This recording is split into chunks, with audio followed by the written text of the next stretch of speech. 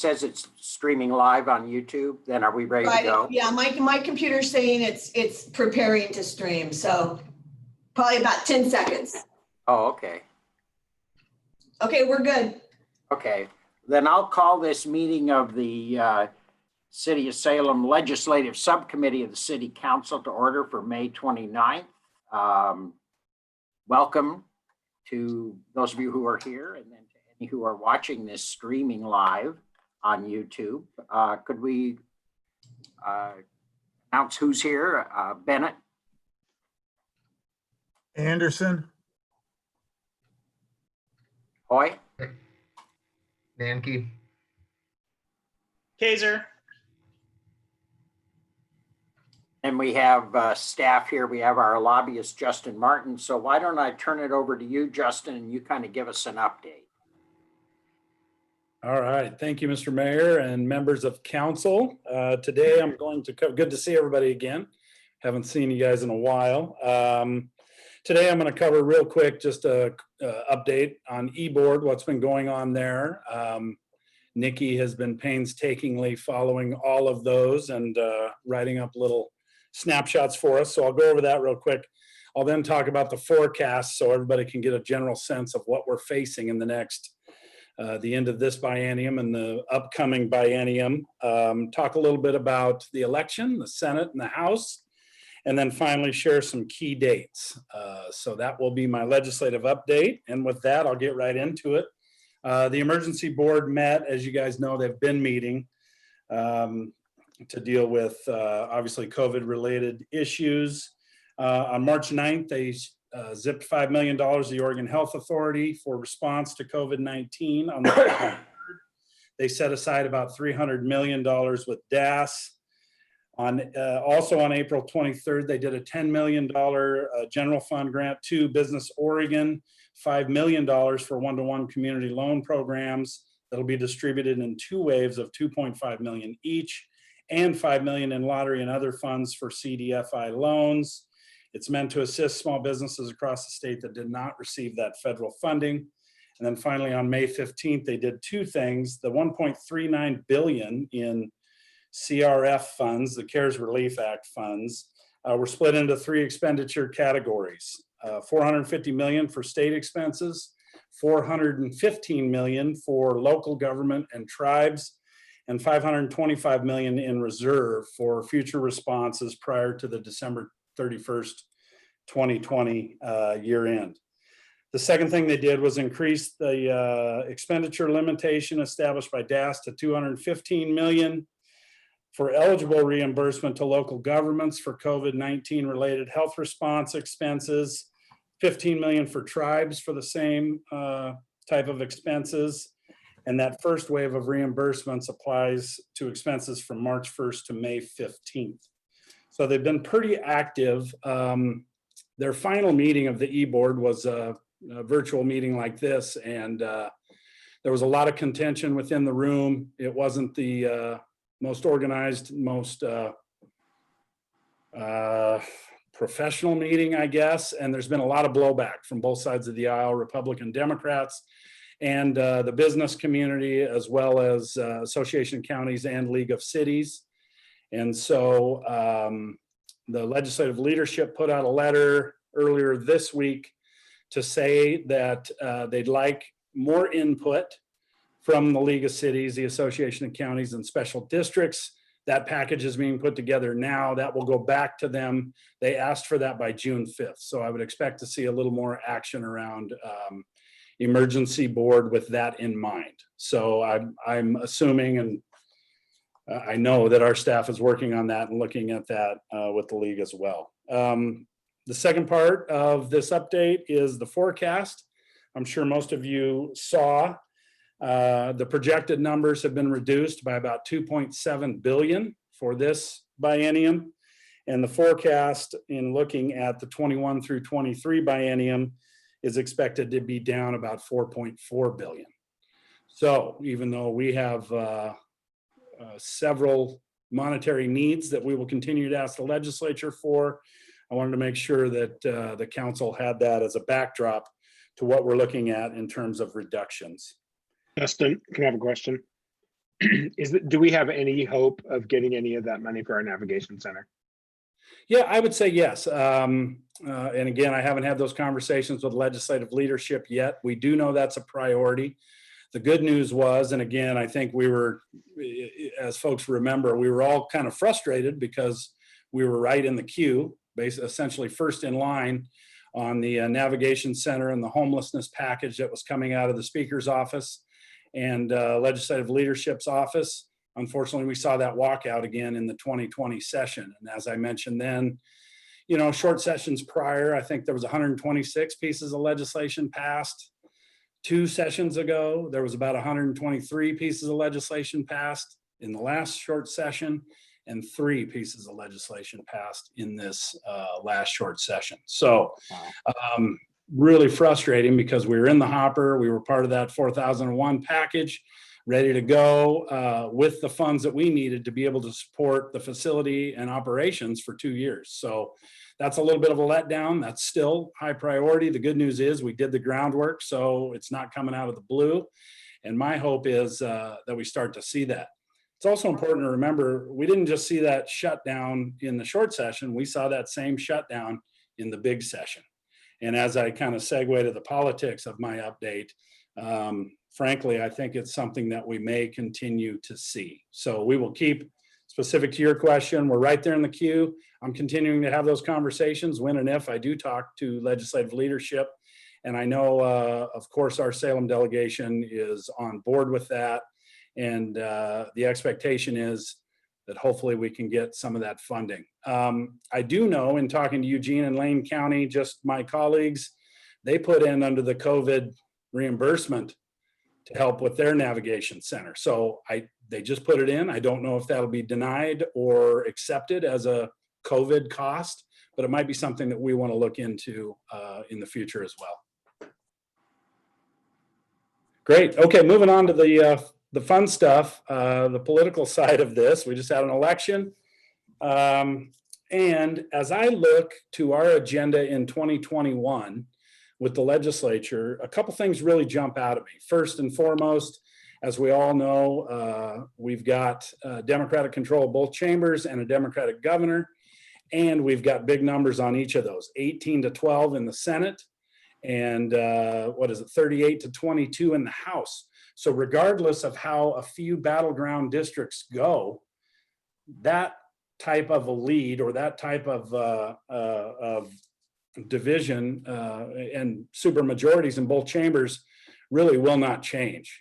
You got about 9 battleground districts in the House. So you'd have to, Republicans would have to hold all their seats and pick up 9 to get over that 30 hurdle, right? To take the majority. It's going to be very hard to do. There's really only 5 competitive seats in the Senate. I don't see that happening. A few of them may change, but it probably will remain about the same in terms of majorities. Now, if the Democrats don't increase that majority in the Senate, I think we could be continually looking at these walkout type situations, right? Where we can't get enough to get a quorum. So I don't know how the legislature deals with that issue, but I want to make sure that council and all our staff are really aware of the fact that we might continue to see these kind of difficulties in hyper politicized environments, right? We're seeing it at the national level, we're seeing it at the state level. And unfortunately, that's getting in the way of us really doing some great things in terms of funding, to Councillor Hoy's question, on projects that we need to get done. It's also putting off some other things that we'd really like to get to. So with that, the other angle, or the other aspect that I think is really important for people to understand is we're going to see 20% turnover. That's regardless of who wins or loses in these battleground areas. 20%, we're talking 18, 19 members out of the 90 are probably going to be new.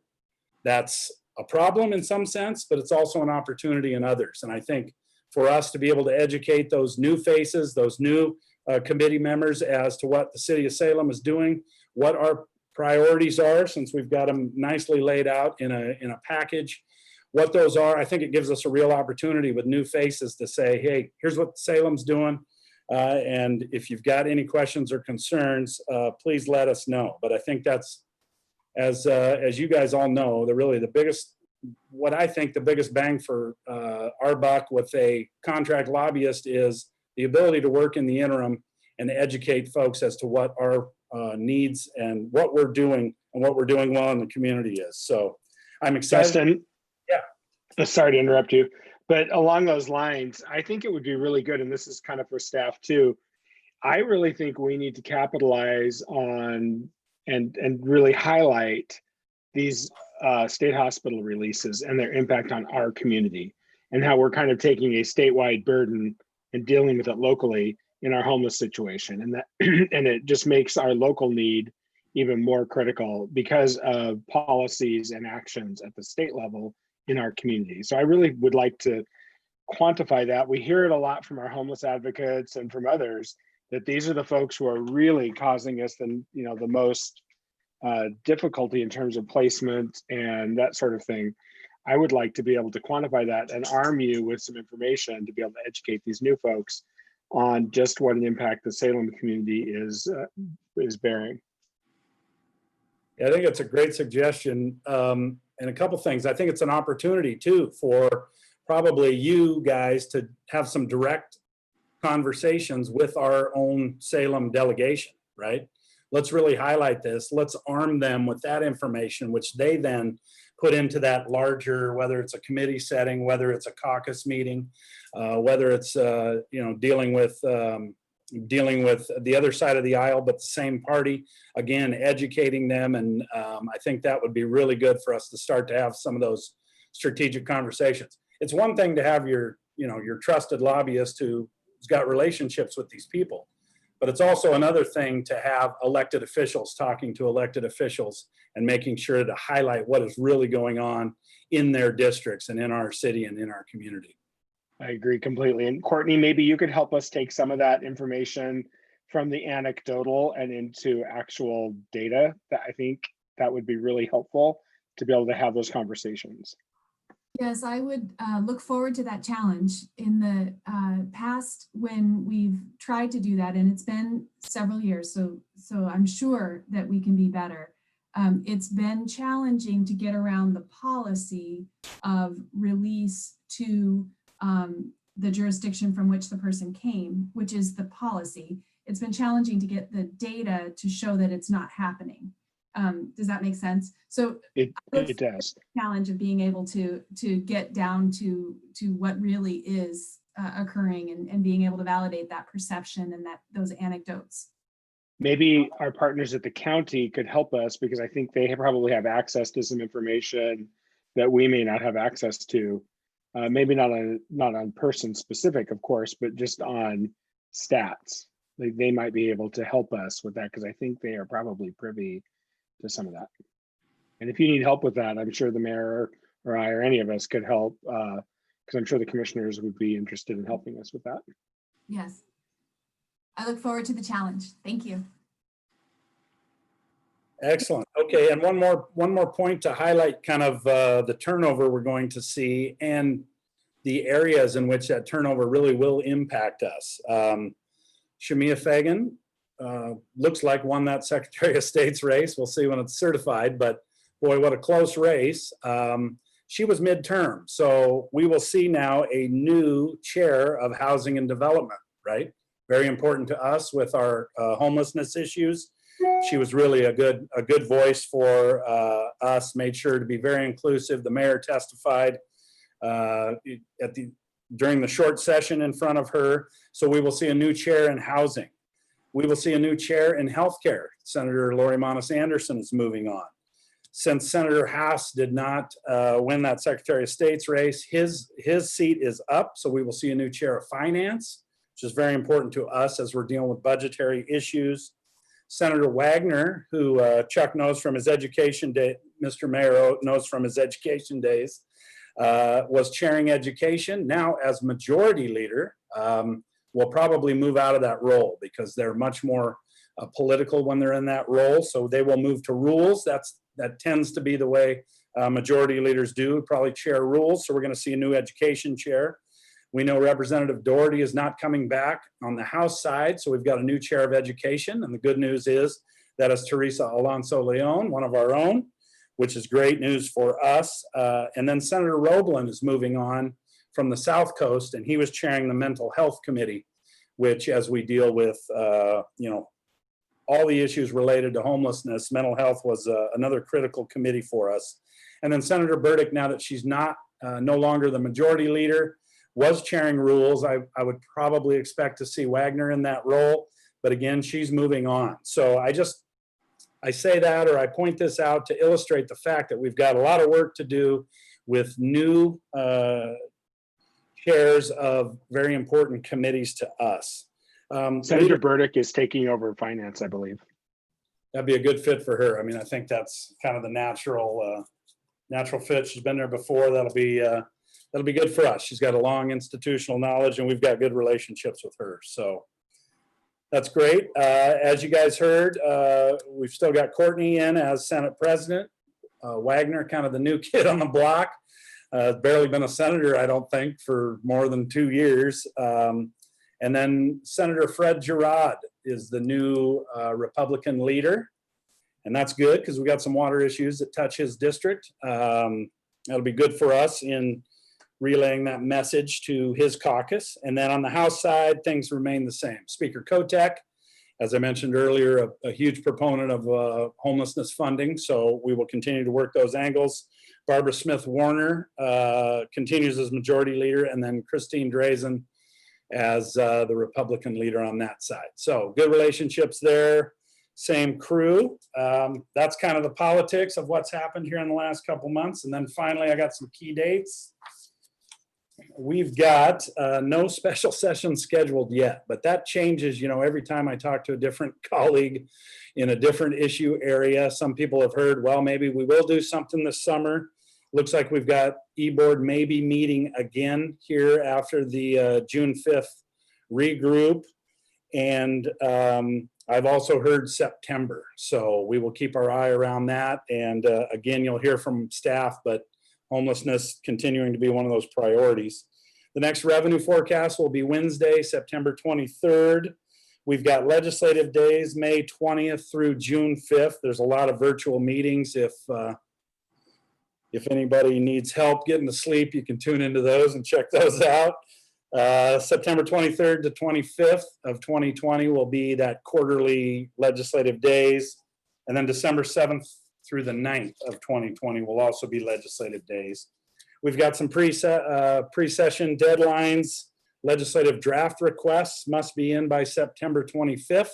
So if anybody on council or anybody on staff is thinking of wanting to do standalone legislation, that's a key date for us. The return deadline on that is December 7th. So we expect to get something back from Legislative Council then. And then the pre-session file deadline is December 18th. So if we do want to push single issue legislation, these aren't drop dead dates. There's ways to get legislation moving at all times. Members have priority bills they can always use, but these are key dates if we want something pre-session filed and try to really grease the skids with the committee ahead of time. And as we know, the session, hoping and praying we don't see a resurgence of COVID in the fall, we will see the normal session schedule, which is gavel in that second Monday. Hopefully they work and don't go home for 2 weeks of legislative days. Might as well work while the weather's bad. That's been a practice. I don't know if they'll do that again this time, but it's 160 days max, and that'll start. So those are the key dates, Mr. Chair, Mr. Mayor, council members, and that's my legislative update. On the legislative days coming up, are there any opportunities for us to come in? I think Councillor Hoy's suggestion on data, it'd be nice to have fresh data and walk into one of those committees and start getting those things on the record, particularly if we have any dealing with homelessness or mental health or both. Would you kind of let us know, maybe work with Courtney, or how, if there are opportunities that could get us up, sharing some of that data right away? Yeah, I think definitely opportunities. We know the dates. It's just a matter of getting the green light, and then Nikki will get in touch with the committee, and we can make sure to map out who we want there, what we want to share, whether that's just in writing, whether we want to, I don't know how we kind of testify in the Zoom world, but we can do that as well. And Yeah. Folks want to do Well, that? we've also got some changing, at least one change coming. We're putting a shelter space of some kind out on Portland Road, as I understand it, at some point here soon. And it may be something we need to get into the speaker's hands and Courtney's, that we're moving forward on this homeless issue quite separately from the navigation center. We're doing some other things as well. Our Redwood Crossing facility is moving right along. I think it would be good if we had an opportunity, whether in private or at a committee meeting, to come in and talk about the progress we're making and the need for that navigation center as part of the package, just to underscore that with any of the new chairs or any of the changing leadership. We can certainly go in and talk with Wagner and whoever else is going. Who did you say was going to be doing housing? Do you know yet? I don't know yet. I haven't heard yet. Okay. But I think it's Sorry. If I may, Mr. Mayor, I think the formal process of committee and getting somebody to testify or submitting something in writing is great. And that's one avenue we should do if possible. But I really like having those conversations and equipping our own Salem delegation with, here's what's been going on, because then that funnels into their caucus meetings, that funnels into their strategic planning on what they want to do for their district. So I love that two-prong approach that continually rings the bell on what we're doing, what information needs to be shared with them. So it starts to become just part of their planning processes. Well, we may want to look then as soon as we have the data that we can start sharing with them, is working with you on getting those sessions with the folks that we think are probably the ones we ought to be talking to about I mean, the whole delegation, but also, are there any of them that are going to be in positions that'll have a really direct influence? I'd really like to have an opportunity, I think, to talk with Gerard, particularly about the water issues, make sure he is absolutely up to date and fully armed with whatever he needs, as well as Teresa and Paul and some of the others, make sure we're on the right. They've got the information they need. They're not working with anecdotes or hearsay, but they actually have some data from us, I think would be really helpful. It'd be a great opportunity for me because things are not normal, right? Normal interim is get out, educate people, attend fundraisers, meet people in their own districts, have conversations with them about client priorities, what the city needs, what the city's looking at doing, our concerns. And it's just another excuse to be able to get on the phone or have a meeting, hopefully in the next couple months, to give us a little more FaceTime, give us a little more access, and give us a little more opportunity to educate. And I really need that now because it just hasn't been a normal interim so far. Yeah, well, I think it's important too, after watching kind of we got sort of sidetracked during the interim talking about the Hillcrest property, and there continues to be conversations about it that go on sort of on the side, but it's sort of getting them back to what is the reality of what we've got and what we can do and what our plans are, I think is really helpful for them. Because they talk to a whole group of other people besides us, and I think at least laying down what we see as what we can do and what we are doing, I think is real important. We may want to pull the county in at some point on the mental health, just pretty much really lay it down for them. We need to have them join us in this discussion as they have data and opinions that would be helpful to us as well. I think getting those guys more directly involved, they're certainly up to speed more than I've seen them in a number of years on these health related issues as a result of the COVID situation. So it'd be helpful.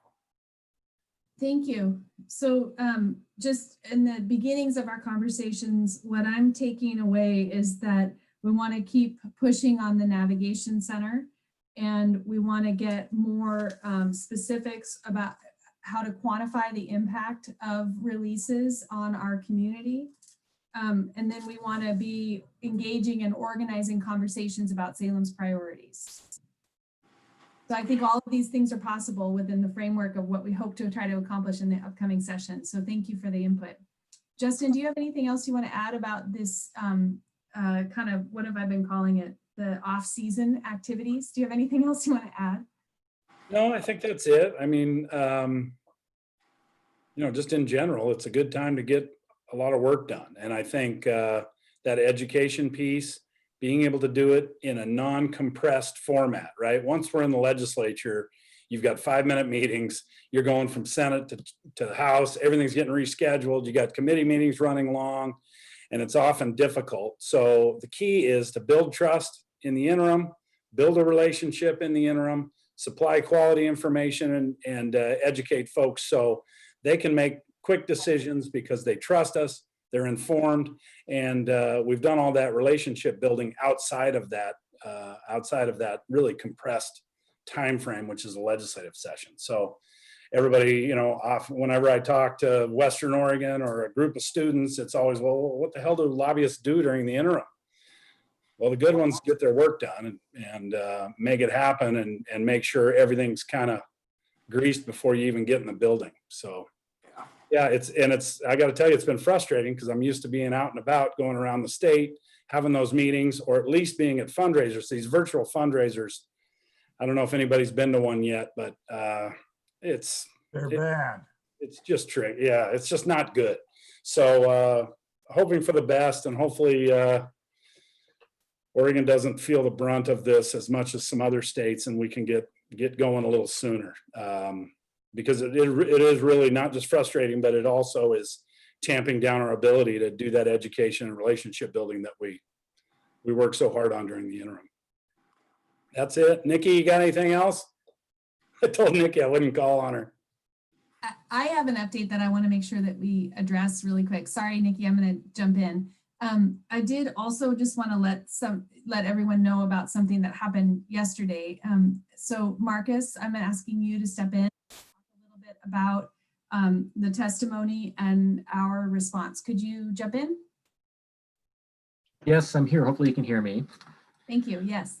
Yeah, a couple of days ago, there was an interim committee meeting, and testimony was presented on the question of making COVID workers' compensation claims presumptive for essential workers. And there were a few people in the room. Michael Wood, OSHA administrator, testified, Sally Cohen from Workers' Comp Division, and took different positions on it with the Labor Committee.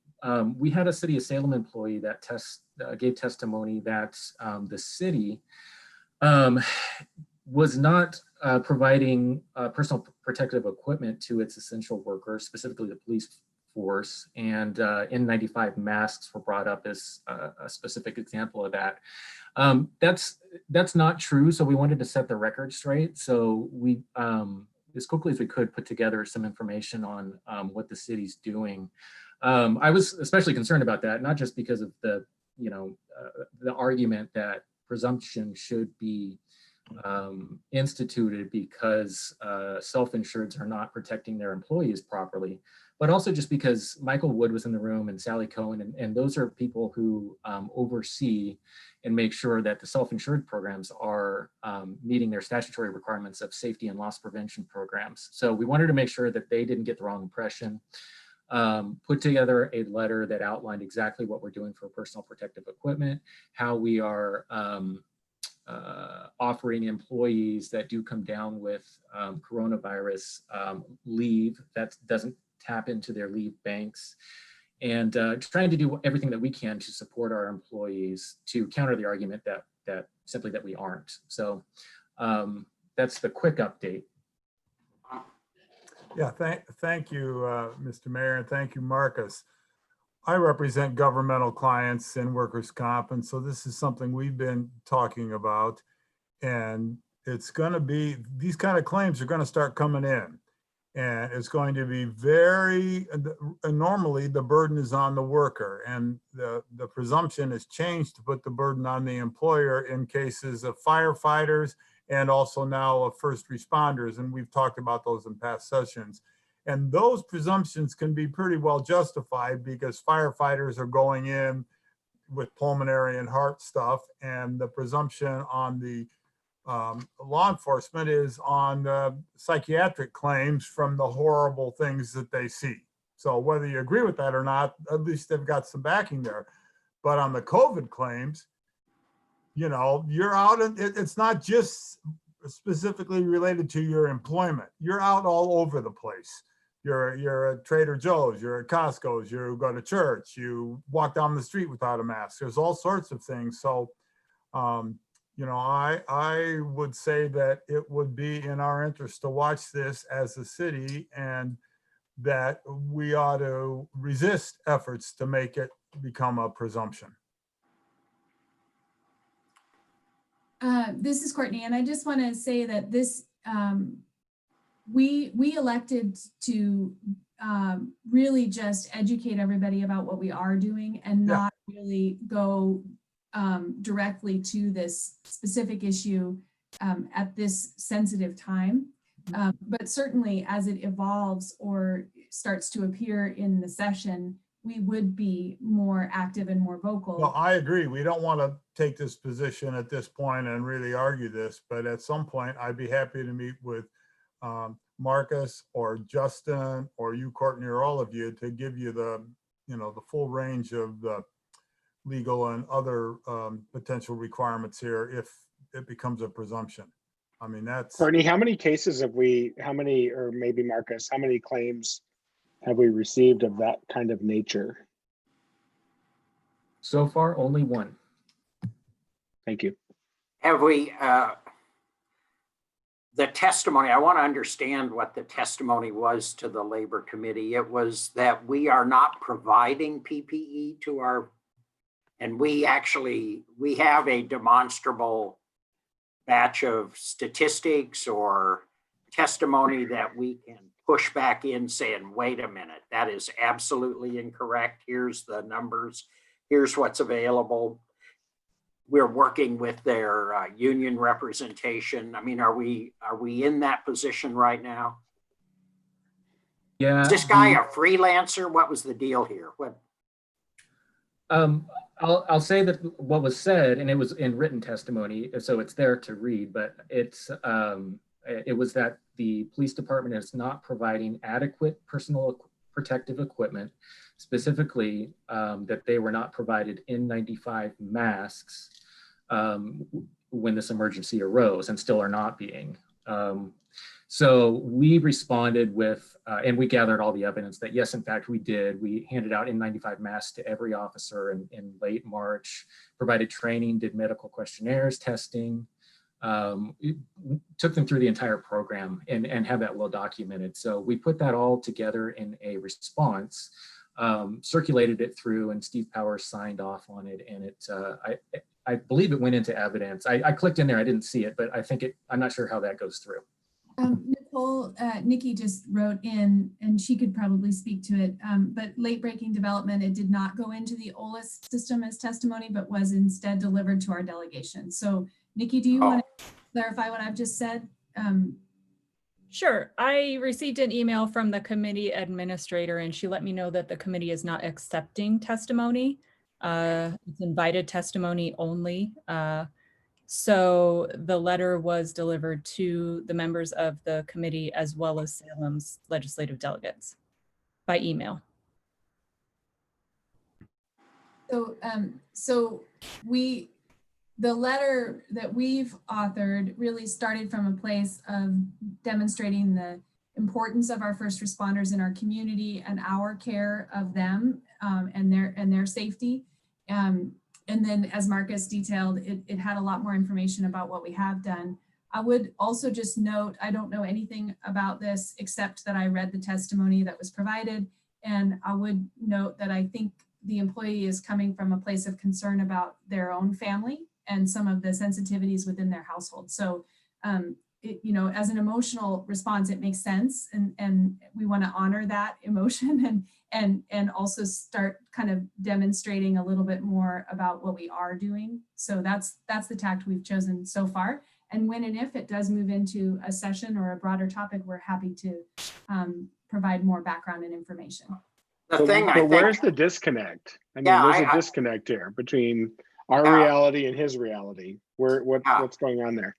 I mean, if we either have a refutation of his fact statements, I understand all the emotional stuff. That's certainly understandable and I guess ought to be honored. But if he made fact statements that are incorrect, are we giving a clear refutation of his fact statements, particularly to our delegation who are going to be going, what the heck are you people doing?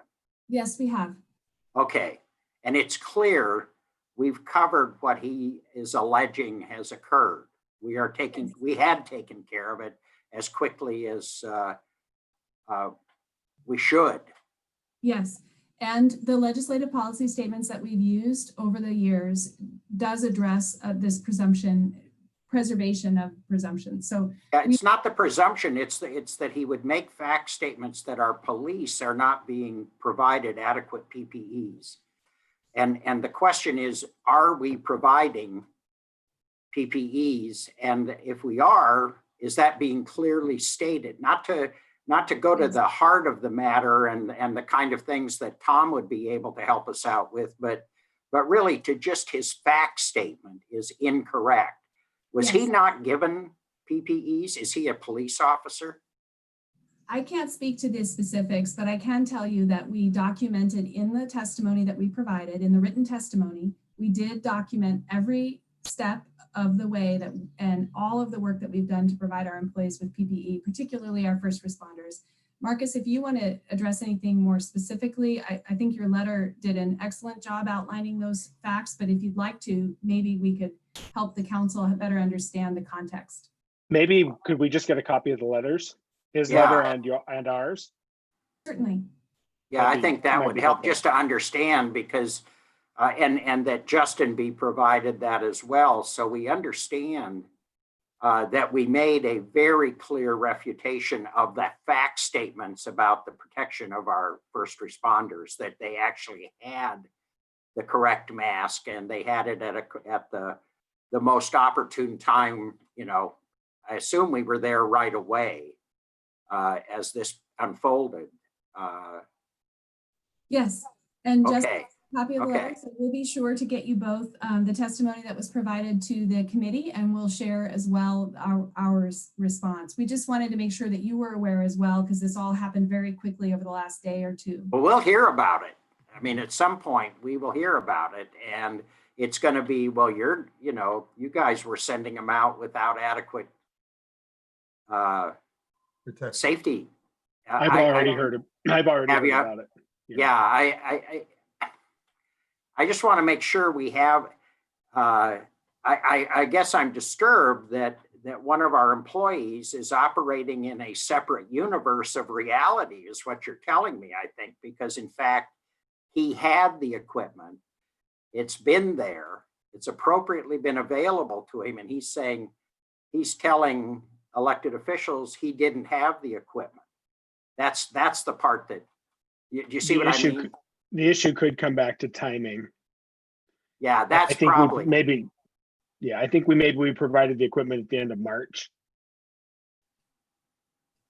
That could be the issue. I don't know. Why don't we table this for a minute, and we'll be sure to get you both of the letters, and then we can move into some of the topics for the upcoming session, if that's okay.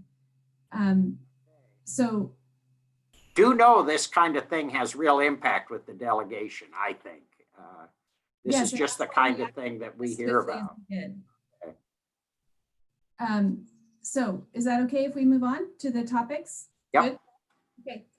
So in your packets, and I sent this out, it was in the email invitation, but I sent it out so that everyone, we just wanted to draw your attention to the ideas and topics for consideration in the 2021 legislative session. And so there's a page, everyone has it, right? Yes. Good. And the way this is organized is it just sort of, it takes into consideration those topics that were active in last session before the session ended. And most of these, if not all, are funding requests. And then it identifies some other ideas that have been floating around at legislative committee or at council that we wanted to capture on this page to see whether this is also a priority that we want to add, or maybe we want to adjust some of the priorities for the upcoming session. So when we're talking about this, in the 2020 session, we were focusing on capital funding for water projects to help support Salem's drinking water system. We had an ask of about 13 million in play, and we were looking to support Turner's request for 3 of that. Courtney, can I, and I think we were going to get 7. In the end, I think we were in the key, again, like much like the navigation center. The word on the street before they walked out was, and Jason, correct me if I'm wrong, I was thinking 7 was the number. So again, I think we've got a lot of momentum around drinking water and a lot of momentum around the nav center that just got upended by a walkout. and Yaquina Hall, it continues to be something of interest. We did support Marion County's work on court care, and that also, I think, dropped off. We had been considering methods for preserving mobile home park in our community, and we were pivoting towards a local solution that would try to offer some tax incentives if the parks could be maintained rather than sold into a different use. And that's still being worked on, and it would probably come out of urban development, and it would be a local action. And the county had indicated some support for that kind of a measure if we did that. This is very similar to what we most recently did for nonprofits that are owning and managing affordable housing projects. And so this would be the same kind of idea, just applied to mobile home park preservation. And then we also were interested in pursuing some support from the Department of Revenue for our own revenue measures, which we've since tabled, but the idea that they would help us implement an employee paid payroll tax or some other concept. And that again will probably require the city to restart its efforts before we could really get traction with the Department of Revenue and that topic. Other ideas that you all have talked about is reintroducing the sobering center as a priority. A mobile response unit was in the 2020 policy agenda, and that may be also something, although there's, Alluvium is in play right now for COVID, and the United Way is also piloting something soon. So we're not kind of gauging whether we want to really pursue that as a legislative item. And then we've had some conversations about mental health support, as well as continued conversations here today with how and where we might collaborate with the county. And I've heard at a council meeting an interest in pursuing something around a 72-hour hold, and I'm not sure if that's really something that the committee as a whole would like to pursue and recommend to the council. And then the idea of permanent supportive housing is kind of a continued idea, funding support and other ways to do that. You did have an item on this page called specifying safe harbor for local measures. That was an idea that kind of was generated from staff as we were approaching ballot measures to support our public safety work. And there are some words that we were having challenge being able to include in public facing campaigning. And so we were thinking about whether or how we could try to get some kind of a legislative fix to carve out the space that you're allowed to speak from. And in further research, we just don't see a way to pursue that effectively. So I wanted you to know that we looked at it, but we can't find a safe route to get to safe harbor. So we're taking that one off, if that's okay with you, and want to just kind of hear from you about whether this represents everything that you think we should be pursuing at some level, and then try to define some priorities as we build a strategy for the upcoming session. One area that isn't here because it wasn't here then is the state's COVID response and kind of the equitable distribution of funds. We're seeing funds being distributed in kind of interesting ways, the ability to use them, the kind of flexibility that we would hope they have. I think that might be a possible area. I think that they could go into regular session and still be dealing with COVID funds distribution as we start looking at people coming out of, let's just assume the way they're describing phase 2 right now, we could still be in phase 2 very easily if we don't have herd immunity and a vaccine in the definitions the governor's using today. So I'm kind of concerned that we really make sure we have a very clear COVID policy, how we're going to approach them. I think it's going to primarily be in the kind of personal and economic development issues, whether it's unemployment or it's mortgage assistance, rental assistance, direct payments to us for a variety of impacts that we'll face. So I think that one would be helpful for us to have a real clear understanding. I think the league is working on it quite a bit, and so is AOC, but I think it's one we're going to want to pay, if the council agrees, pay some real close attention to and have some clear direction before we get to some decision making, probably by October. I think we're going to have a very, very clear policy and a strategic direction on that. Yeah, go ahead, Councilor Kaiser. Thank you. I actually have to take off and go back to work. Yay! I know. Good for you. But I just wanted to, I'm the one that brought up the idea of the 72-hour hold, and that is really coming out of a family member of mine who works in mental health.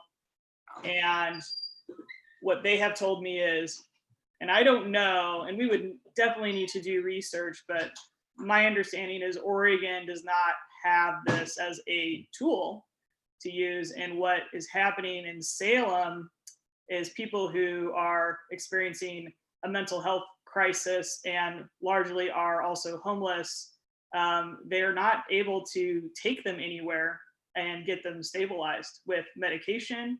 Unless they are in medical distress, they can go to the emergency room, but as soon as they're stabilized in a physical medical way, they release them. So the reports that I'm getting is they'll take somebody to the ER and they're released within an hour and they're back. And it's because there is no other mechanism really to hold that person to make sure that they're stabilized and they're not going to go out and continue to do things that could potentially lead to more serious issues. So I would be very interested in pursuing that. I really do not have enough information about it, but it might be something that we could find common ground with among the homeless advocacy community, the mental health community, the medical community, but something needs to change in that respect because we just don't have tools available for people who are in mental health distress. And I'm sorry, I'll have to take off here in a minute. Yeah, I agree with Councilor Kaiser. That's that old 72-hour hold disappeared years ago, and it's something that at least we ought to know what's available in terms of these crisis management, mental health crisis management areas, and whether or not we'd have some sort of coalition with other whether it's cities, counties, our own county, to find our way into this, and then what the resources look like. The state hospital's configuration has changed so dramatically. The loss of damage, the shrinkage really of the state hospital, The question would be whether there's even facility. What are the possibilities here? I really think you're on the right track to at least understand what's going on. Yeah, Chris. Thank you. And that dovetails exactly with what I was getting at earlier. And in terms of Courtney's original question, I support keeping our focus very limited. I like the things on this list. I would hate to expand it much beyond this. I feel like we really need to focus our energy on the things that we have already identified as vital needs, and we just really need to focus on them and not get spread out too far beyond that. So I would like to leave our priorities to this list and to what the mayor mentioned earlier regarding COVID. So that's just my take on it.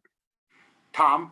Yeah, I agree with what everybody else has said, and the fact that this upcoming legislative session is going to be just full of issues that we don't normally expect to be in a legislative session. So it's not going to do us any good to add some more already into a pot that is already full to boiling over right now. I do have one thing to add about the Aquina Hall project, and I don't know how this fits in either politically with the legislatures or administratively with the state, but it's pretty clear to me, and I think the rest of the council, that we've got this gap because the state did not move as quickly as they could have moved. Yeah, And I think, sorry, Tom. Yeah, so we don't want to say that to the state directly or say that to the legislatures, but to me, maybe we do. But that's what I'm saying. We recognize that fact, and that, at least to me, that's one thing that says we ought to push for this harder. And at some point we might say, here's why we're pushing for it. We really pushed hard on them last session. And actually it was built into the DAS budget. I think they had, if I recalled correctly, Yeah. Justin, they had agreed to put about $1.5 million into their budget to offset the costs we had incurred as a result of the delay. Katie Cobo is very, very sympathetic to what happened, and she agreed to this, and I believe it was there. I'm not sure what the situation is today, Yeah. but we don't have to go out dangling out there for $1.5 million. It was in somebody else's. Okay. I believe that's correct. Yes, Mr. Mayor, they want to, they're working really hard. We touch base with Adam Crawford at DAS every 2-3 weeks just to see where things are at, what's going on. And as you mentioned, I mean, Katie has been very specific, and we were even in a meeting with the Senate President with DAS saying, hey, they want to get this done. So I think they do understand that the gap in timing has created an issue for us, and they want to remedy that. So I'm feeling pretty confident that we can make that happen. Anything else? Has there anything you've heard from counselors that you think we ought to at least talk about? No? Oh, okay. Okay. Very good. I will mention I think, is the sobering center on that list? Yes. The problem there, we have, the state's been with us on the sobering center. My recollection is we have a sobering center build. What we don't have are the operating funds to make it run. And that's because our partners did not step up, both Salem Health and Marion County. And of course, City of Kaiser for $5,000, and then the others for $1.50. Yeah, they were in for a little bit too. So there's our problem, is where are we going to find that money? We may, I think we can count on, we'll be working on it, trying to figure out how to find additional funds, but it may be the navigation center, getting it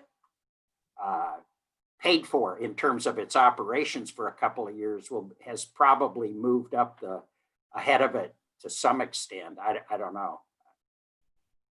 Be my concern. So I don't think we'll be asking the legislature to pay for operations of a sobering center. I don't think there's anywhere to go with that. But operations of a navigation center, they pretty much agreed to. So I don't know. What do you think, Justin? You want to go in and talk them out of a, you want to go tell OEA you need more of their money? Yeah, I love it. Wimmer might, May not buy that one, huh? I don't think Wagner will, so. listen now, I don't know about Wagner. So just in terms of priorities, I think what I'm hearing is those things that are potential carryovers from last session, we want to continue that momentum. Everything above on the top line, yeah. And then And 72 hours, yeah, that's, is that on the top line? I think that's one that we can do more research on and really maybe try to understand it better. And there may be something there that we just haven't, because we haven't spent the time on it yet. I think that one has some, because it is, that obviously is one of our biggest problems, is what do we do with people in those kind of crises? I like the idea about thinking about mental health support and the 72-hour hold and some of those other aspects kind of as a grouping. Yeah. Also discussed the idea of better understanding the impact, local impact of some of those changes that are occurring at the state level. So for sure, kind of that grouping around mental health support. Okay. So I'm clear about what I think we're going to try to move forward. And then our last thing really on our agenda today, and we're rapidly running out of time, I apologize. Our last thing really on our agenda was to talk about the cadence of these meetings and what kind, for certain we would need to meet to discuss the LOC priorities as that's getting going for the session. But with the big dates kind of aiming around towards September and the next legislative days opportunities, would you be interested in trying to regroup again in June, or do you want to just push out until September? How are you feeling about I would like to see us meet monthly. Yeah, I think so. Just to keep us up to speed, this example of the problem with PPEs is the kind of thing that hearing about it from you and then knowing there's a place to get information, so you're not walking into a legislator's office, have it dropped on you, and you're kind of speechless as you listen to this thing, I think is really helpful. If we find we don't need them, I would expect you would probably give us, based on the dates coming up and the activity schedule as it develops. I mean, we still don't have a full understanding, but that you would set us up a schedule that would get us together on a regular enough basis to be responsive. I'm very concerned about legislative days occurring without us, if we need to be there, whether by Zoom or in writing, in key areas that fit into our agenda. So you may want to kind of look at it both ways, but I think we should meet again in June. I'd really like to, particularly since we're going to have legislative days and apparently we have people sort of shooting into the legislature. I want to make sure we're as responsive as we need to be. Good. Okay, well, we can do that. Look forward to appointments on your calendars. And just to recap, I think we're talking about continuing to pursue drinking water funding as a priority. I think we're talking about continuing to pursue capital and operating for Navigation Center for 2 years. I think we're talking about some mental health education and awareness that we could build out.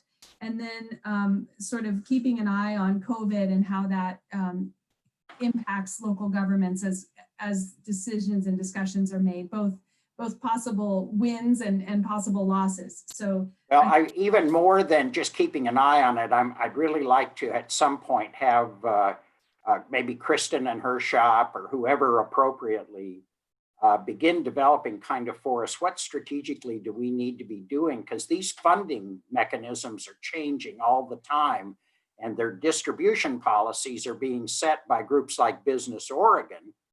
And are we even getting our share of this money? I mean, making sure, as I listen to the numbers, the hundreds of millions coming in and the tens of thousands coming out our direction, I'm a little concerned. yes. Does that make sense? Yes. Okay, good. Thank you. Okay, so if So I think I'm clear about our direction as staff for moving forward to support you over kind of a monthly rhythm and keep building out this platform and these legislative priorities. Yeah. And I think we should probably meet one more time before we forward a set of recommendations for the council as a whole to consider, if that's okay. Yeah. Good. Great.